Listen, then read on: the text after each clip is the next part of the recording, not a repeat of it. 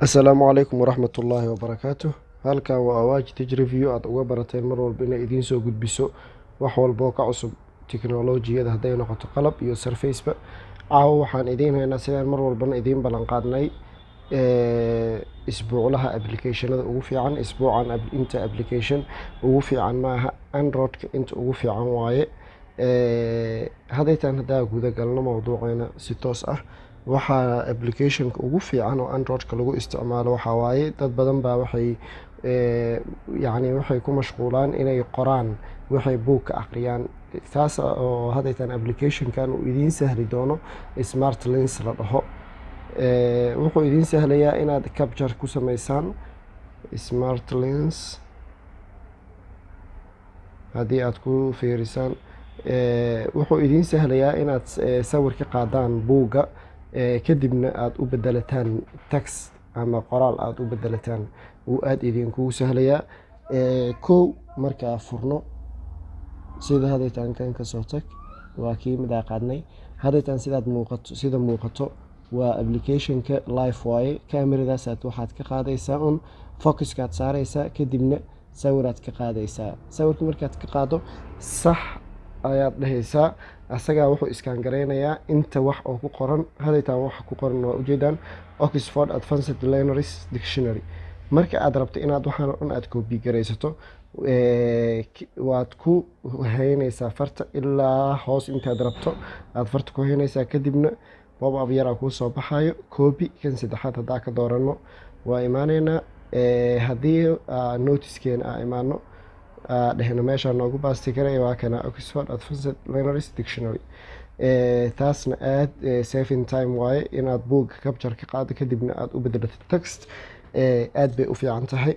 Midda xigta waxaa waaye markaan website aan galayno, waxaan badanaa rabnaa website-kan markaan ka baxno inuu mar damba aan haddana aan galno aan rabnaa, si aysan website-yada kale galayno uusan nooga muuqan ama se uusan nooga tirtirmin. Tusaale ahaan oo kaleeto haddaytaan waxaan rabnaa website-kan inaan galno fadaa'ilul ciid al adxaa. Tusaale ahaan kan koowaad haddaa galno, markaa kan koowaad galno waxaa rabnaa website-kan inuusan dib damba noogu lumin.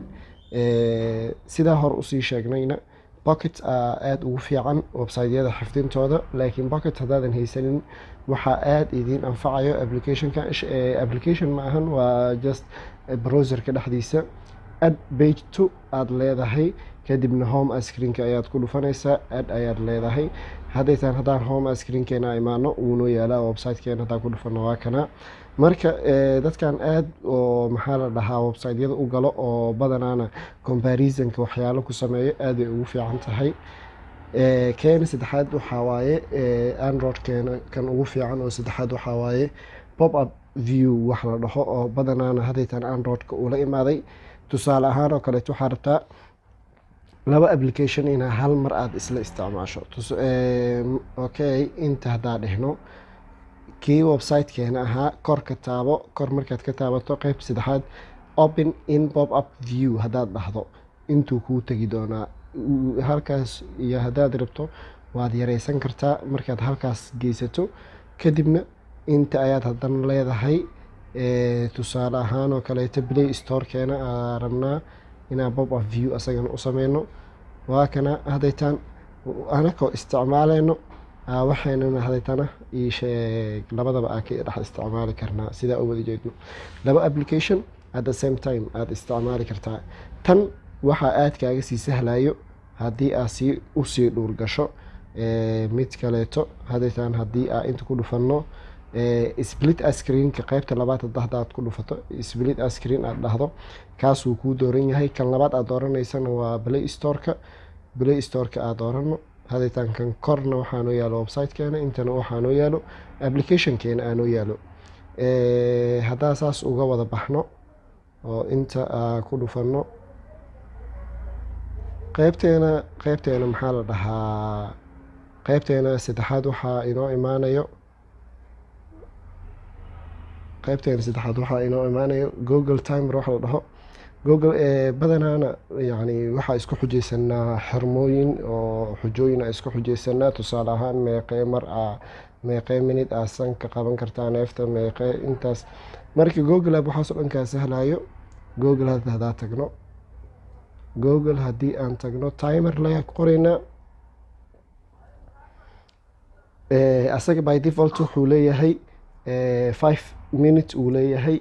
5kaas minuteka start hadaad dhahdo almost wuu kuu soconayaa, waa kaasaa. stopna waad dhihi kartaa. tan saddexaad oo androidka badanaa uu ugu fiican yahay aada iyo aadka waaye. midkeena afaraad waxaa la dhahaa smart share, net share aa la dhahaa. net sharekan wuxuu kaa saacideeyaa tusaale ahaan oo kaleeto guri saaxiibkaaga aad imaaday, hotspotka ii furaad dhahday, hotspotka uu kuu furay, amase wifi-guu kuu furay, adigana computer iyo waxaad wadataa iyo taleefonkiiu marka kuu geliyey. waxaad ka xishoonaysaa inaad dhahdo niyo haddana computerka ii geli, adigoo yani waxaa usoo bandhigaya hadday taana ma ahan inaa wax lagu dhaco amase wax badan lagu isticmaalo, keliya waa faa-iido, cilmi faa-iideysi le waaye. waxaa net share ayaa la dhahaa. net sharekan hadaadaa u tagno, net share ku dhufo. mar horaa soo dejiyey uu timeka videoga uu noogu yaraado.